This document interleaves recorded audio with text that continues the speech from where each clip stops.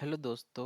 आज हम बात करने वाले हैं रूट कंस्ट्रेंट के बारे में कि डॉट नेट कोड में रूट कंस्ट्रेंट कैसे इम्प्लीमेंट होता है, रूट पैरामीटर पे कैसे हम इसको इम्प्लीमेंट करेंगे। लास्ट के वीडियो में हमने देखा था कन्वेंशनल बेस्ड राउटिंग के बारे में कि डॉट नेट कोड में कन्वेंशनल बेस्ड राउटिंग क्या होता है और कैसे इम्प्लीमेंट उसको करते हैं, कैसे हम अपना कस्टम रूट क्रिएट कर सकते हैं विद कन्वेंशनल बेस्ड राउटिंग। तो इन सब चीज़ों के बारे में हमने लास्ट के वीडियो में देखा था। मैं सुशील कुमार और आप सभी का स्वागत करता हूं मैं अपने इस यूट्यूब चैनल पे। तो चलिए आज की इस वीडियो को शुरू करते हैं और देखते हैं कि रूट कंस्ट्रेंट क्या होता है और कैसे इम्प्लीमेंट होता है।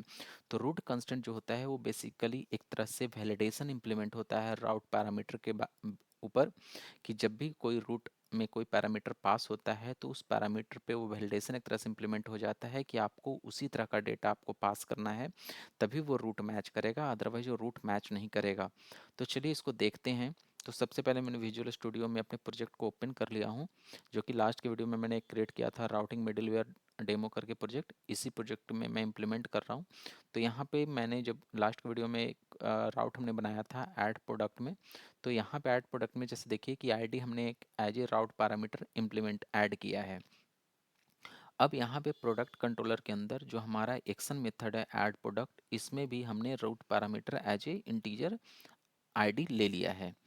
अब यहाँ पे जैसे ये जो रूट पैरामीटर हमने डिफाइन किया है आईडी, और ये हमारा पैटर्न है, तो चलिए इसको रन करते हैं तो इसको देखते हैं। जैसा कि हमने कि लास्ट वीडियो में हमने बताया था कि जो हमारा ऐड प्रोडक्ट जो कंट्रोलर का जो एक्शन मेथड है ऐड प्रोडक्ट का, वो कैसे कॉल होता है इस कस्टम रूट से, उन सब चीज़ों के बारे में हमने लास्ट वीडियो में देख लिया था। अगर आपने वो वीडियो को नहीं देखा है तो प्लीज़ उस वीडियो को आप देख लीजिए।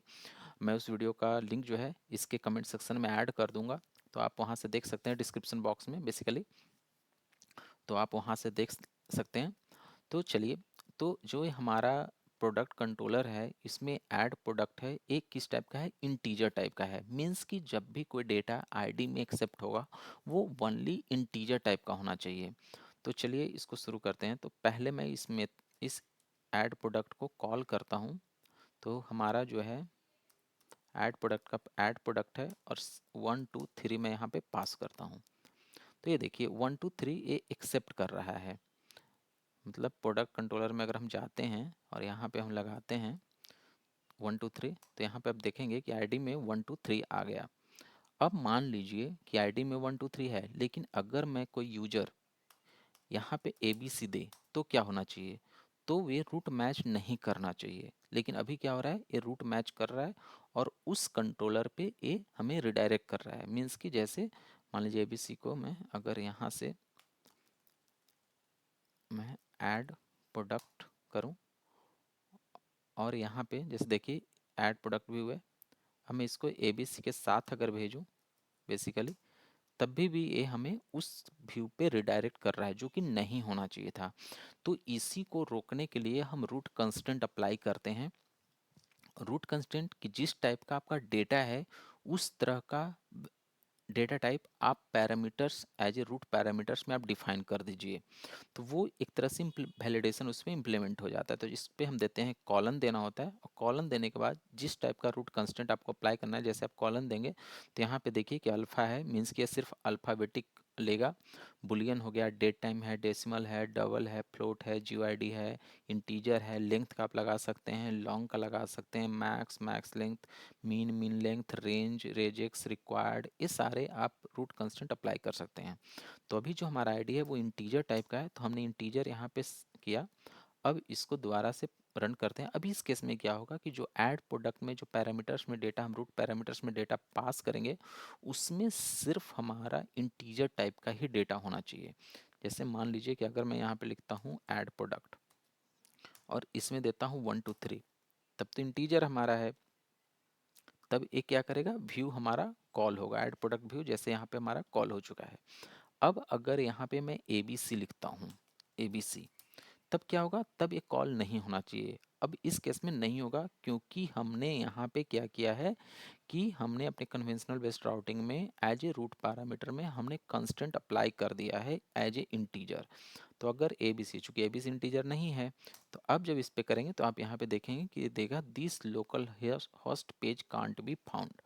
मीन्स कि ए अब रूट मैच नहीं कर रहा है राउट टेबल में, और वो डेटा को वो राउट को हमारे रिक्वेस्ट को प्रोसेस नहीं कर पा रहा है। तो ये होता है राउट कंस्ट्रेंट। अब इस तरह के आप मल्टीपल राउट अपने अकॉर्डिंग, अपने प्रोजेक्ट के रिक्वायरमेंट के अकॉर्डिंग आप लगा सकते हैं। अगर आप अपने रियल प्रोजेक्ट में आप इंप्लीमेंट इस टाइप का कर रहे हैं और आपके पास कोई क्वेरी क्वेश्चन हो तो आप बीच में आप हमसे क्वेश्चन करके पूछ सकते हैं। मैं कोशिश करूंगा कि उसका आंसर दे सकूं। तो ये होता है कुछ प्री डिफाइंड राउट कंस्ट्रेंट। अब हम देखते हैं कि अब हम कस्टम राउट कंस्ट्रेंट कैसे अब इम्प्लीमेंट करेंगे, ऐड करेंगे और कैसे उसको यहाँ पे इम्प्लीमेंट करेंगे। तो यहाँ पे जैसे देखिए यहाँ पे इंटीजर्स है, ठीक है, ये इंटीजर्स है, इंटीजर्स है। अब मान लीजिए कि आईडी है। अब आईडी में हमारे पास एक सिनारियो आता है कि इंटीजर तो है लेकिन इस आईडी में अगर वैल्यू ग्रेटर देन 10 अगर आता है तभी ये प्रोडक्ट वाला जो हमारा राउट है वो करे, अदरवाइज वो ना करे। हमारे पास एक ऐसा सिनारियो है मान लीजिए। तो इसको कैसे राउट कंस्ट्रेंट के थ्रू अप्लाई करेंगे? अभी तो इंटीजर है तो इसमें इंटीजर है, अब इंटीजर कोई भी आ जाएगा, जीरो से लेके कुछ भी आप डाल सकते हैं। जो इंटीजर का डिफॉल्ट वैल्यू मैक्सिमम वैल्यू तक होता है वहाँ तक आप कुछ भी डाल सकते हैं। लेकिन मेरे पास सिनारियो है कि हमें इसमें सिर्फ ओनली ग्रेटर देन 10 से ही डालना है। 10 से नीचे जब जाए तो वो कॉल ना करे। तो उसके लिए हम क्या करेंगे, अपना एक कस्टम रूट कंस्ट्रेंट क्रिएट करेंगे। तो कैसे क्रिएट करते हैं चलिए इसको देखते हैं। तो सबसे पहले मैं क्या करता हूँ कि अपना यहाँ पे एक फोल्डर बना लेता हूँ, ऐड फोल्डर कस्टम। ये ज़रूरी नहीं है फोल्डर बनाया, तो मैं अपना जस्ट स्पेसिफाई के लिए कि मैं एक फोल्डर बना लेता हूँ यहाँ पे, रूट कंस्टेंट कस्टम कंस्टेंट, और इसके अंदर मैं एक जस्ट क्लास ऐड करता हूँ, ऐड क्लास। और इस क्लास में करता हूँ, लिखता हूँ, इस क्लास का नाम देता हूँ ग्रेटर देन 10 आईडी और ऐड इसको कर देता हूँ। और इस क्लास को इनहेरिट करते हैं हम आई रूट कंस्टेंट। एक होता है जैसे इंटरफेस है, यहाँ पे देखेंगे आई रूट कंस्टेंट। इस इंटरफेस को हम यहाँ पे इम्प्लीमेंट करेंगे। तो इसको जब हम इम्प्लीमेंट करेंगे फिक्स फॉर्मेटिंग कर लेते हैं और यहाँ पे इसको हम इम्प्लीमेंट करते हैं। तो देखिए इम्प्लीमेंट करने पर क्या होगा कि हमारे पास कुछ एक मैच करके एक हमारे पास प्रीडिफाइंड मेथड्स हैं। इसमें आई रूट कंस्टेंट के अंदर एक मेथड्स है मैच, जिसका काम होता है रूट के डेटा को मैच करना। तो इसमें मैच में आपको HTTP कंटेक्स्ट है जिसके अंदर आपको करंट कंटेक्स्ट, करंट रिक्वेस्ट का सारा रिक्वेस्ट रिस्पॉन्स मिल जाएगा आपको। राउट है कि इसमें क्या राउट है, क्या मतलब पैरामीटर राउट का पूरा आ जाएगा आपको विथ कंट्रोलर एक्शन, सारे इसके अंदर आपको मिल जाएंगे। राउट की और वैल्यूज, राउट वैल्यू डिक्शनरी, इसके अंदर क्या होगा कि रूट वैल्यू जो डिक्शनरी बेसिकली है, तो इसके अंदर की वैल्यू पेयर होता है। जिसके जैसे यहाँ पे मान लीजिए कि जैसे अपने राउट जो यहाँ पे है आईडी है और आईडी में क्या वैल्यू आ रही है वो आपको वो सारी चीज़ें इसके अंदर वैल्यू के अंदर मिलती है। और राउट की होता है कि कौन सा की है, तो यहाँ पे कौन सा की है आईडी, तो वो आपको मिलेंगे राउट की के अंदर। तो चलिए इसको देखते हैं। तो सबसे पहले हम इसको करते हैं इफ़, चेक कर लेते हैं इफ़, यहाँ पे कर देते हैं values dot try get value, और यहाँ पे हम कर लेते हैं ए। अगर ये वैल्यू नहीं उसके अंदर मिलता है तो रिटर्न फॉल्स कर दे। मतलब अगर ये डिक्शनरी के अंदर इस नाम का की नहीं मिलता है, सबसे पहला चीज़ हमने चेक किया, तो वो रिटर्न फॉल्स कर दे कि मतलब मैच वो नहीं कर रहा है। इल्स फिर चेक करेंगे इफ़ अगर मैच करता है तो हम क्या करेंगे कि value dot try get value, जो ये वैल्यू अगर उसके अंदर मिल जाता है तो उसकी जो वैल्यू इसमें आई है उसको हम पहले ट्राई गेट वैल्यू को हम यहाँ पे उसको कन्वर्ट कर लेंगे। तो वैल्यू यहाँ पे पहले हम अब इंटीजर टाइप का है तो हमने यहाँ पे चिल्ड कर लिया इंटीजर डॉट ट्राई पार्स, और ट्राई पार्स के अंदर हमने कर दिया कन्वर्ट डॉट टू स्ट्रिंग, और इसको हमने वैल्यू को डाल दिया यहाँ पे वैल्यू।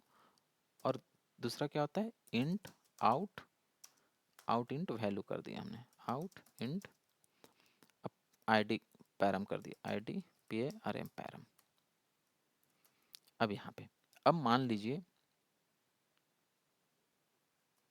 ये हमने कर दिया, फॉर्मेट कर लेता हूँ मैं। अब इसमें क्या हमने किया कि जब ए वैल्यू इसमें अगर डिक्शनरी में हमें एक की मिल जाता है तो वो वैल्यू इसके अंदर पुट कर देगा, अगर नहीं मिलता है तो यहीं से रिटर्न फॉल्स कर देगा। ट्राई गेट वैल्यू का वही काम होता है कि पहले वो चेक करेगा, अगर एग्जिस्ट करता है तो उसकी वैल्यू को वो आउट पैरम में डाल देता है। अब सेम यहाँ पे अगर वैल्यू उसके अंदर आ गई तो हमने यहाँ पे किया कि उसको कन्वर्ट किया इंटीजर में, convert to string value ID param कर दिया यहाँ पे। अब यहाँ पे हमने चेक कर लिया कि अगर ये मिल जाता है तब तो ठीक है, इंटीजर में कन्वर्ट कर देगा। अब यहाँ पे हम करेंगे, और नहीं तो क्या करेगा, इल्स में यहाँ भी हम रिटर्न फॉल्स कर देंगे। अब यहाँ पे फिर एक चेक कर लिए, इफ़ जो आईडी पैरम है अगर ग्रेटर देन 10 है, क्योंकि हमारा कंडीशन है, तब तो यहाँ से रिटर्न ट्रू करे, अदरवाइज ये रिटर्न हमें फॉल्स कर दे, रिटर्न फॉल्स कर दे।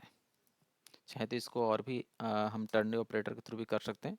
तो आईडी पैरम अगर ग्रेटर देन 10 है तब तो हमें ट्रू रिटर्न करे, अदरवाइज ये हमें फॉल्स रिटर्न करे, और इसको हम यहाँ से रिटर्न कर देते हैं रिटर्न, और ये सारी चीज़ों को हम हटा देते हैं यहाँ से। तो ये हमारा एक कस्टम रूट कंस्टेंट हमने बना लिया। अब इस कस्टम रूट कंस्टेंट को इम्प्लीमेंट कैसे करेंगे, तो देखिए जितने भी रूट कंस्टेंट होते हैं उसको या तो हम जब कस्टम बनाते हैं तो पहले उसको हमें रूट के अंदर रजिस्टर करना होता है। तो चलिए उस रूट के अंदर पहले हम रजिस्टर करते हैं। तो यहाँ पे करते हैं हम builder dot services dot add route, ये जो राउटिंग है ऐड राउटिंग, और इसके अंदर हम करेंगे ऑप्शन, और इस राउटिंग के अंदर सर्विस के अंदर हम यहाँ पे ऐड कर देंगे option dot route constant map. ये जो होता है कंस्टेंट मैप जस्ट एक डिक्शनरी है टाइप और स्ट्रिंग टाइप का, तो कंस्टेंट मैप डॉट ऐड। अब इसमें हमें की डिफाइन करना होता है, तो की दे दिया हमने आईडी ग्रेट आईडी ये ग्रेटर देन 10, और तीसरा हम टाइप ऑफ बता दिए, टाइप ऑफ क्या हमारा होगा रूट कंस्टेंट, तो जो हमने अपना route constant custom route constant बनाया है वो हम यहाँ पे ऐड कर देंगे। अब ये हमारा रूट कंस्टेंट यहाँ पे राउटिंग के अंदर हमारा रजिस्टर हो चुका है यहाँ पे। अब चलते हैं इसको यूज करते हैं। तो यूज करने का सेम वही तरीका है, इस की के साथ जो यहाँ पे आईडी है उस आईडी की जगह पे अपना एक की ऐड कर दीजिए, ये अपना का कस्टम रूट हो गया। अब जब इसको हम कॉल करते हैं, जब इसको रन करते हैं,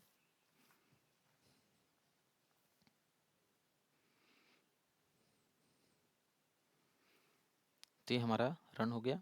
अब यहाँ पे जैसा कि लास्ट में हमने देखा कि जब हम ऐड प्रोडक्ट को कॉल कर रहे थे, ऐड प्रोडक्ट, और यहाँ पे हम कुछ भी डाल रहे थे, जैसे 1 2 3 हमने डाला था, हम मान लीजिए कि हम 2 ऐड करते हैं, तो 2 क्या है, लेस देन 10 है, तो इस केस में मैच नहीं करेगा। तो यहाँ पे देखिए मैच ही नहीं किया। लेकिन अगर ये हम यहाँ पे 11 ऐड करते हैं और तब ऐड करते हैं, तो देखिए ये रूट हमारा मैच कर गया। मीन्स कि यहाँ पे हमारा जो कस्टम रूट कंस्टेंट है वो हमारा काम कर रहा है। और इसको डिबग से चलिए अब देखते हैं, डिबग करके स्टेप बाय स्टेप आपको दिखाते हैं कि कैसे वर्क कर रहा है। तो जैसे 11 किया हमने इसको और एक हमने रिफ्रेश किया तो यहाँ पे आ गया। अब इसमें देखिए रूट की, अब रूट की में क्या आ गया, आईडी आ गया, रूट के में आईडी है, और वैल्यू के अंदर क्या है, एक डिक्शनरी है। इस डिक्शनरी में 3 चीज़ें हैं, कंट्रोलर, एक्शन और आईडी। आईडी में की और वैल्यू दोनों चीज़ें हैं यहाँ पे आप देखिए। तो ये क्या करेगा कि अगर ये उसके अंदर की मिला तो ये आगे बढ़ेगा। फिर अब आईडी पैरा में हमारा क्या आ गया, अभी कुछ नहीं आया है, बट वैल्यू के अंदर हमारा 11 आ गया है इसके, तो ये इंटीजर है। अब यहाँ पे आया आईडी पैरा में अब 11 है जो कि ग्रेटर देन 10 है, तो ये ट्रू करेगा और यहाँ पे आगे बढ़ जाएगा। मतलब ये ट्रू है तो उस कंस्टेंट को अप्लाई कर दिया, कंस्टेंट ट्रू रिटर्न कर रहा है तो इसलिए वो रूट को आगे बढ़ा देगा।